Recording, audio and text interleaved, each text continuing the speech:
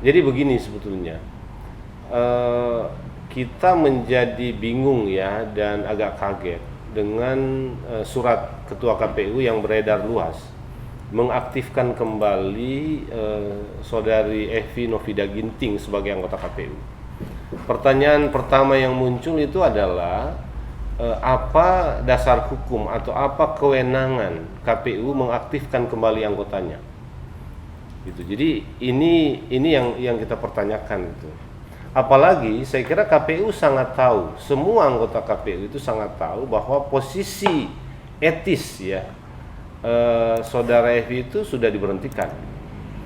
Jadi secara etis sudah diberhentikan oleh penyelenggara pemilu dan KPU tahu bahwa putusan DKPP itu final dan mengikat. Itu final dan mengikat gitu. Jadi ini pertanyaan mendasar, apa kewenangan Ketua KPU dan kemudian anggota KPU yang lain mengaktifkan kembali melalui surat ya anggota KPU yang sudah diberhentikan oleh DKPP. Nah, kenapa ini penting Bapak Ibu? Karena ini punya implikasi panjang terhadap pelaksanaan pilkada kita dan terhadap proses-proses pemilu ke depan. Ini punya implikasi panjang gitu.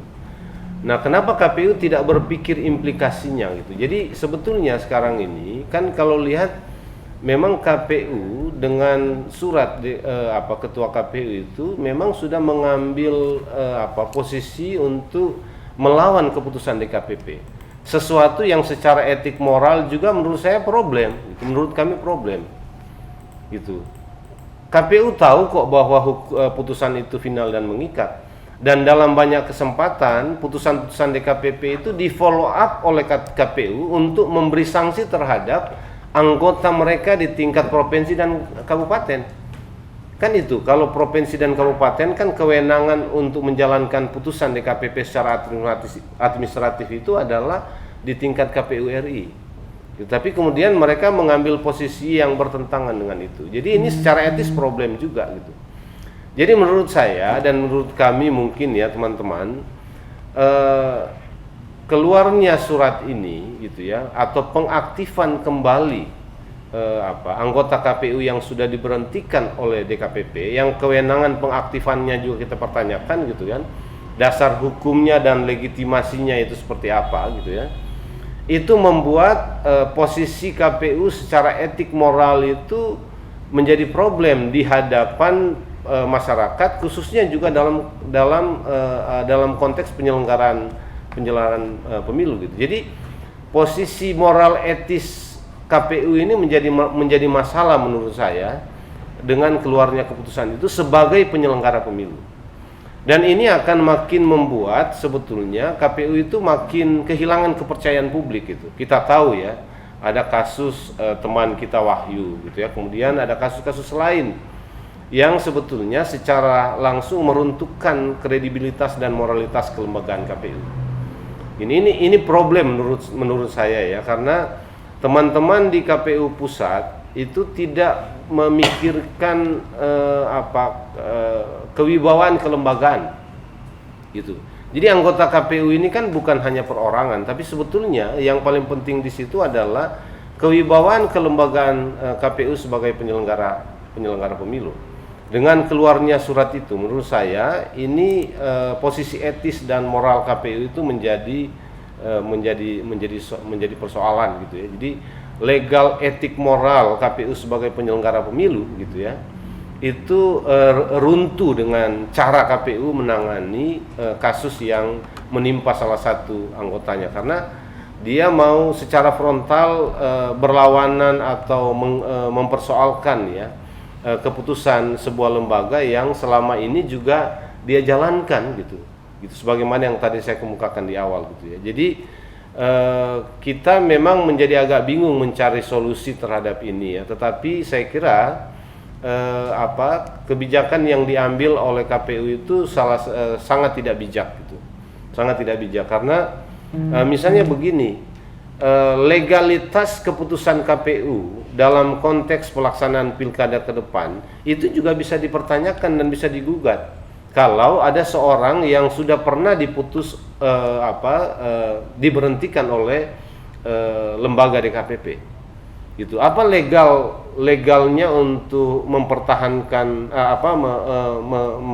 menandatangani lagi keputusan-keputusan yang harus diambil oleh KPU ke depan.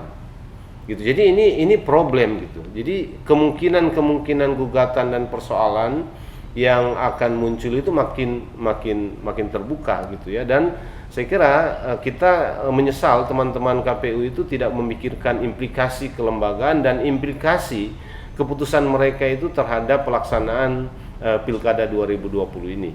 Gitu. Karena itu sebetulnya melalui forum ini kita mengajak atau kita meminta supaya KPU menganulir keputusan surat yang dikeluarkan ya untuk mengaktifkan kembali saudari Evi Novida Ginting ya sebagai anggota KPU, karena dasar hukumnya nggak ada, dan yang paling penting adalah ini punya implikasi serius dalam pelaksanaan pilkada kita ke depan. Gitu. Kalau ini terus terjadi, saya kira polemik dan persoalan itu akan tetap muncul dan berpotensi untuk tidak ada solusinya gitu ya. Kita tidak mau pelaksanaan pilkada kita ini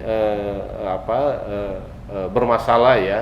Apalagi kan kita dalam situasi pandemi ya. Jadi kita berharap seperti itu sebetulnya ya, supaya KPU itu mengambil keputusan untuk yang lebih bijak melihat masa depan pelaksanaan pilkada kita di tahun 2020 ini, dan betul-betul fokus dan memberi perhatian gitu ya. Jangan seolah-olah putusan itu kan agak tidak terlalu peduli terhadap pilkada ini mau seperti apa gitu. Sudah bisa dibayangkan dan sudah bisa kelihatan kok apa implikasinya terhadap pelaksanaan pilkada gitu kalau ada seorang yang diberhentikan oleh KPU, oleh DKPP tapi tetap kemudian aktif gitu. Nah, saya kira jelas sudah Kepres itu tidak membatalkan substansi pemberhentian gitu ya, dan bahkan Kepres tidak mengikuti secara penuh juga putusan petun, karena saya kira Presiden sadar betul bahwa putusan DKPP itu final dan mengikat gitu. Karena itu hanya mencabut Kepresnya tanpa mempersoalkan substansi putusan DKPP, yaitu adalah pemberhentian. Ini jelas saya kira, dan saya kira teman-teman KPU itu tahu. KPU mulai KPU provinsi sampai ke KPU pusat sampai KPU kabupaten kota, saya kira paham soal ini gitu. Tapi ini yang membuat saya kira surat KPU yang terakhir itu menjadi problem ya. Ada problem hukum di sana, tapi juga ada problem etik yang serius ya, yang dilakukan oleh KPU ya dengan keluarnya surat terakhir ini. Fenomena Ibu Evi ini akan berimplikasi amat sangat buruk terhadap penegakan hukum etik pemilu. Jelas undang-undang menyebutkan bahwa hasil dari produk hukum DKPP itu final dan mengikat. Tapi kemudian Komisi 2 yang dalam hal ini juga ikut menyusun undang-undang, kemudian menerima Evi juga sebagai KPU ketika RDP kemarin. Nah, saya pikir ini gimana? Kan benar-benar amat sangat ambigu, baik penyusun undang-undang ataupun produk undang-undangnya sendiri, gitu loh. Nah, ketika ambiguitas seperti ini, maka kemudian kita akhirnya berpikir bahwa undang-undang atau hukum penegakan hukum etik pemilu ini amat sangat rentan diintervensi oleh kekuatan politik. Nah, itu buktinya gitu loh. Final dan mengikat, tapi kemudian sekarang aktif kembali, bahkan dikeluarkan surat oleh Ketua KPU untuk mengaktifkan kembali Evi. Itu pertama. Yang kedua, hari ini penyelenggara pemilu, baik KPU maupun Bawaslu, itu sudah tidak berpikir takut lagi melanggar etik pemilu. Apalagi kemudian hari ini tahapan pilkada sudah dimulai. Dan akan sampai bulan Desember panjang perjalanan proses pilkada 2020 ini. Nah, mereka sudah tidak lagi penyelenggara pemilu mengkhawatirkan pelanggaran etik karena toh bisa dibatalkan. Keputusannya tidak final dan mengikat. Nah, ini presidennya. Nah, ketika kemudian stigma itu yang muncul di tengah-tengah penyelenggara pemilu, bagaimana kemudian nasib penegakan hukum etik ini? Apakah bisa dilanjutkan atau seperti apa? Nah, kemudian Yang ketiga, dalam kondisi seperti ini, maka kemudian tidak banyak pihak-pihak, baik penyusun undang-undang, kemudian juga presiden, ataupun kemudian juga lembaga-lembaga, baik KPU maupun Bawaslu, yang bergabung dalam DKPP, itu mengomentari lebih terkait dengan aktifnya kembali EVI ini, atau dicabutnya Kepres ini, atau kemudian menjadi anggota KPU kembali, tanpa ada komentar-komentar yang cukup mempertanyakan kondisi ini. Padahal ada satu orang representasi anggota KPU juga jadi anggota DKPP. Nah itu kita sama-sama paham, bukan perwakilan, bukan orang, tapi perwakilan kelembagaan KPU.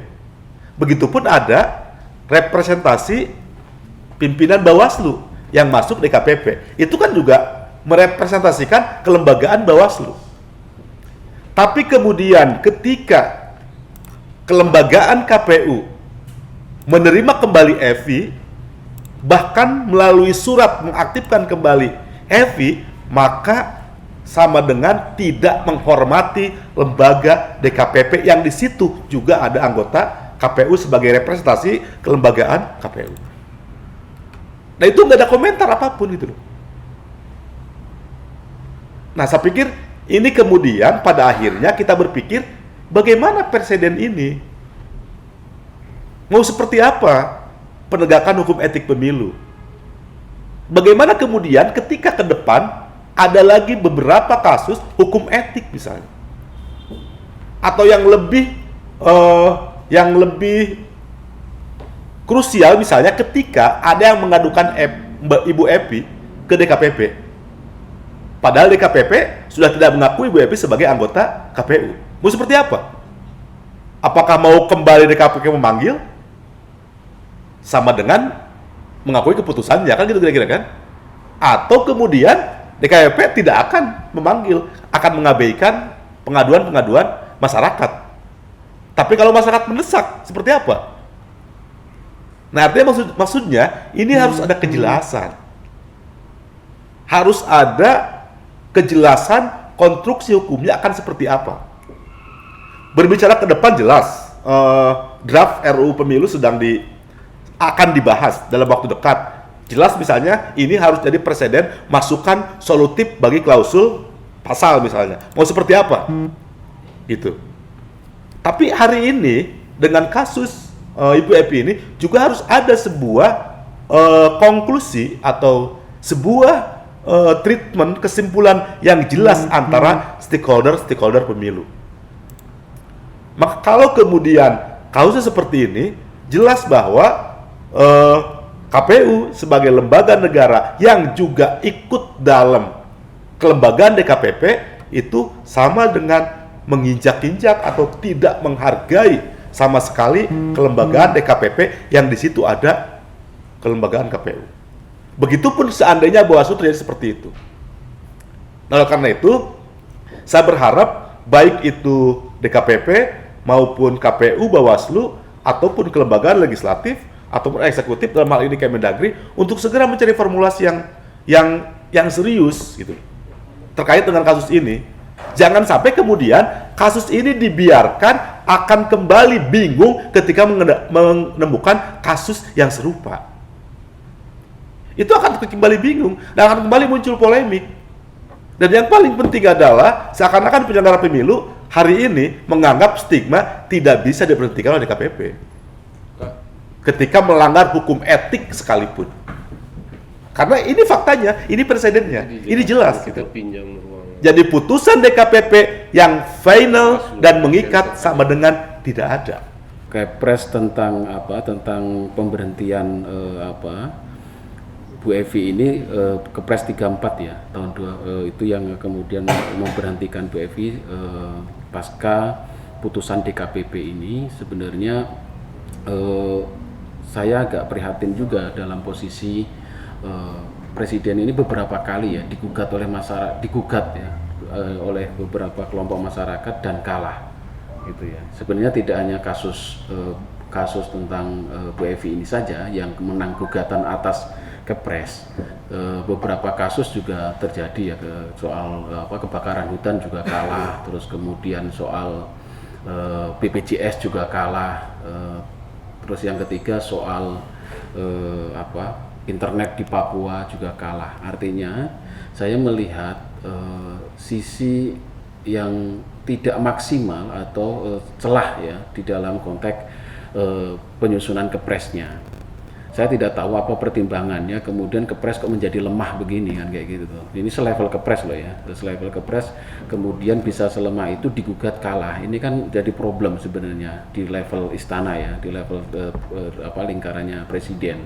Kalau kemudian argumentasinya kuat, tentu meskipun digugat di pengadilan tidak akan kalah kan kayak gitu. Tapi pada faktanya Kepres ini kalah kan kayak gitu. Problemnya apa kan kayak gitu. Kalau kita baca keputusan DKPP nomor 317 itu sangat konkret argumentasi yang disampaikan kan kayak gitu kan, sehingga kemudian ini tidak menjadi bagian yang digugat oleh pihak Bu Evi ya, DKPP, keputusan DKPP ini. Nah, itu saya kira menjadi catatan penting kalau kami melihat bahwa ada proses celah dalam penyusunan Kepres ini yang tidak kokoh di dalam konteks argumentasi hukumnya, sehingga akhirnya kandas di tengah jalan Kepres ini. Kalau Kepres ini kokoh pasti tidak akan kalah kan kayak gitu. Itu sih tanggapan kami. Yang jelas kami memandang bahwa ketika terjadi pelanggaran etik dan kemudian diputuskan pelanggaran etik itu pasti ini akan berdampak pada integritas kelembagaan, dan kemudian hasil kerja lembaga itu juga akan dipertanyakan oleh publik. Harus pastinya masyarakat akan mempertanyakan kualitas dari keputusan-keputusan yang diambil oleh lembaga tersebut sebagai tadi ekses dari dampak dari proses yang terjadi pada hari ini. Bahwa KPU kemudian akan menyelenggarakan pilkada tahun 2020, tentu ini tetap akan mendapatkan pertanyaan yang dari publik tentang integritas kelembagaannya. Saya kira itu, karena masih ada beberapa narasumber yang lain sebagai tanggapan. Terima kasih. Assalamualaikum warahmatullahi wabarakatuh. Nah, penyikapan kita adalah dalam konteks bagaimana menjaga integritas dan etik penyelenggara pemilu, dalam hal ini KPU. Sekali lagi, ya kami sejak awal itu cukup serius untuk mengawal agar penyelenggara pemilu itu tetap menjunjung nilai-nilai integritas, nilai-nilai etis dan seterusnya.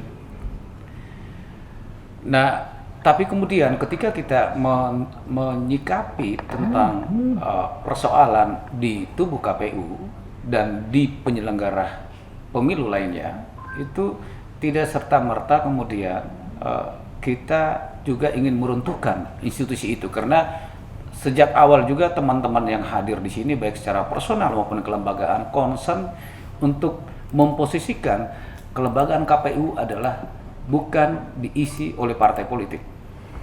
Itu sejarah, sehingga saya harus menyampaikan itu. Nah, hari ini kenapa kita hadir untuk menyikapi tentang persoalan integritas dan etik di tubuh KPU. Nah, kita mengetahui semua dua hal yang menjadi isu besar di tubuh KPU. Ada isu korupsi yang menimpa Saudara Wahyu dan isu etik yang menimpa Ibu Evi.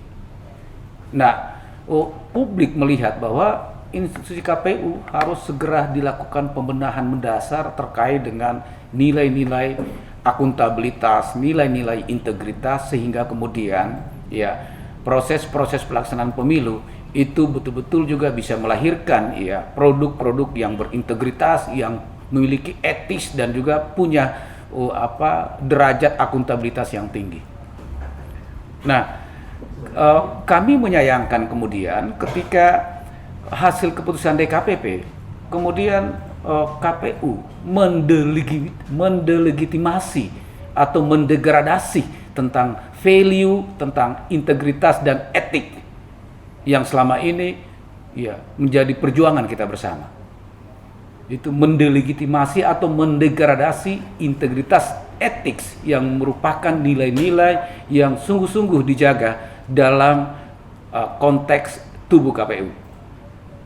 Sehingga betul apa yang disampaikan oleh teman-teman tadi bahwa ya pilihannya adalah kita tidak melihat personal, tapi bagaimana ketua KPU kita ingatkan kembali jaga institusi yang independen itu dengan value yang derajatnya tinggi, kaitan dengan integritas, kaitan dengan etis dan akuntabilitas kerja-kerja KPU.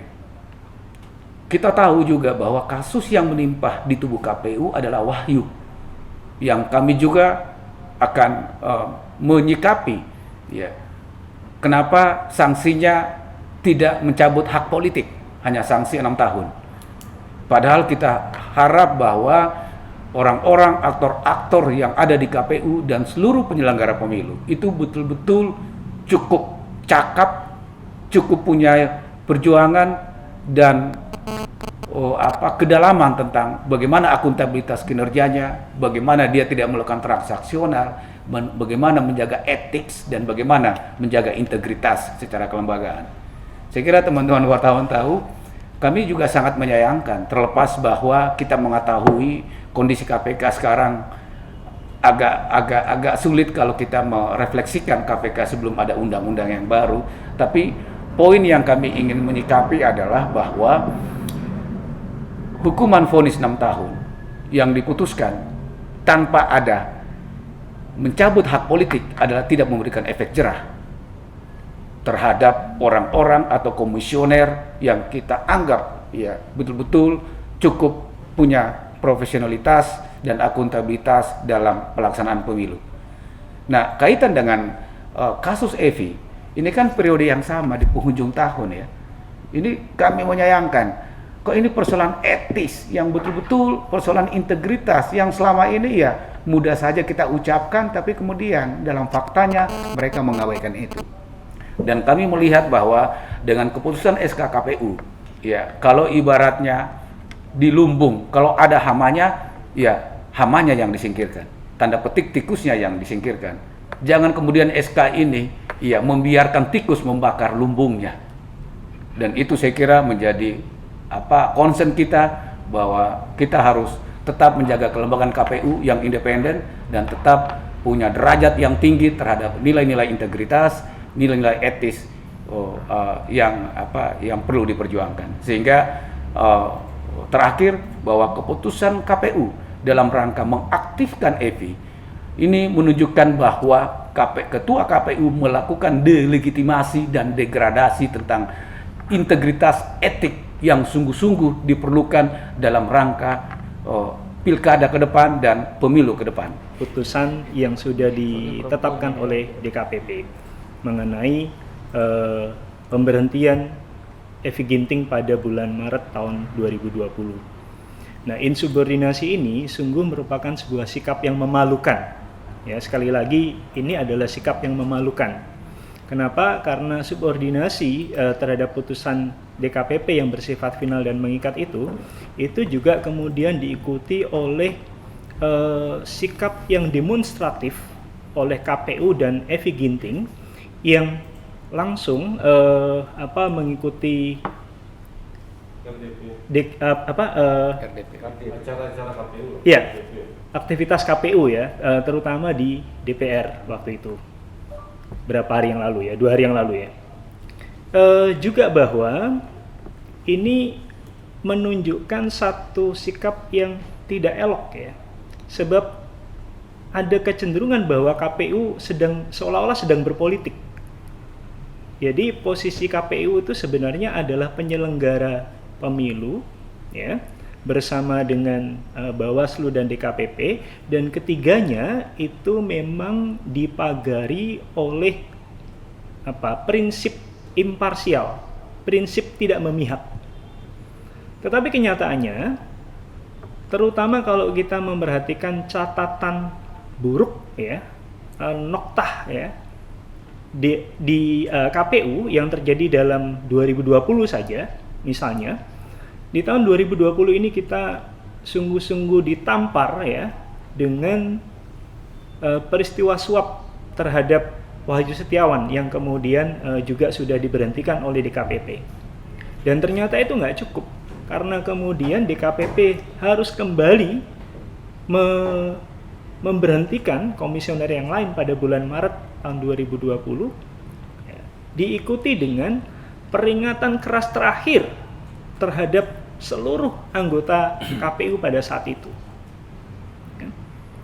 Nah, ini juga belum cukup, ya, karena pada bulan Juni itu kembali ada kasus yang serupa dengan kasus Kalimantan Barat ini. Kita tahu ada kasus Sulawesi Selatan, ya, yang kemudian juga berujung pada peringatan kepada para komisioner KPU.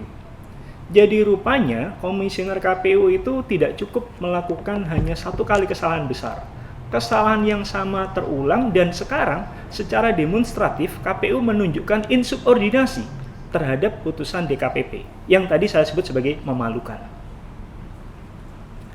Nah, prinsip imparsialitas ya itu tidak cukup dijaga oleh KPU dengan berdiri di atas kepentingan publik, itu nggak cukup, ya. Tapi ternyata KPU juga tidak mampu menjaga kepercayaan, bahkan KPU tidak mampu memberi perlindungan terhadap hak-hak kewarganegaraan kita, karena ternyata ada lebih dari 2 juta data pemilih yang dicuri ya, dan sampai hari ini penyelesaiannya tidak jelas. Serentetan peristiwa ini sebenarnya menunjukkan bahwa KPU mendegradasi dirinya sendiri.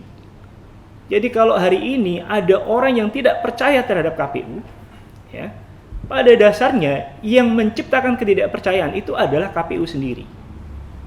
Yang kita khawatirkan adalah bahwa peristiwa atau komplikasi yang diakibatkan oleh pengaktifan kembali Evi Ginting ini kemudian akan berpengaruh terhadap legitimasi pilkada yang segera akan kita songsong pada Desember nanti. Ya. Yang berikutnya, saya pikir kita juga perlu untuk menyorot DPR. DPR secara sangat tidak sensitif, ya, itu justru seolah-olah ya bukan hanya mengakomodasi kembalinya Evi, tapi bahkan merayakannya sebagai sebuah bentuk kemenangan. Ya, saya pikir ada yang salah dengan ini soal rasa ya, ini soal rasa. Jadi jelas bahwa problem Evi Ginting ini menghasilkan sebuah komplikasi yang tidak mudah, tetapi mestinya DPR secara kelembagaan tidak kemudian menunjukkan juga secara demonstratif pemihakan terhadap Evi. Jadi saya pikir layak untuk kemudian disorot ya, apakah KPU memang sungguh-sungguh melakukan sebuah gerakan politik ya untuk mendapatkan dukungan dari kanan kiri, dari depan belakang, dari banyak tempat gitu ya. Yang jelas-jelas ini kemudian mengindikasikan sebuah tindakan yang berlawanan dengan imparsialitas yang mestinya menjadi sebuah tuntutan etis bagi penyelenggara. Ya. Nah, terakhir yang mau saya katakan adalah bahwa kalau situasi ini tidak segera diselesaikan ya oleh KPU sendiri, pertama-tama dengan tidak secara demonstratif menunjukkan kembalinya Evi sebagai sebuah bentuk kemenangan, melainkan sebuah bentuk insubordinasi gitu ya. Lalu yang berikutnya adalah bahwa mestinya tidak perlu KPU kemudian mengaktifkan kembali Evi karena memang tidak punya basis legitimasi, tidak punya basis hukum. Gitu ya. Putusan PT UN hanya menambah komplikasi sehingga mestinya posisi Evi menjadi tetap nonaktif ya, bahkan tidak terlibat untuk mengambil putusan-putusan penting, putusan-putusan strategis ya, yang berpengaruh bukan hanya terhadap penyelenggaraan tapi bahkan juga terhadap hasil ya. Yang paling dekat adalah pilkada atau mungkin proses-proses lain yang terkait dengan penyelenggaraan pemilu pada umumnya.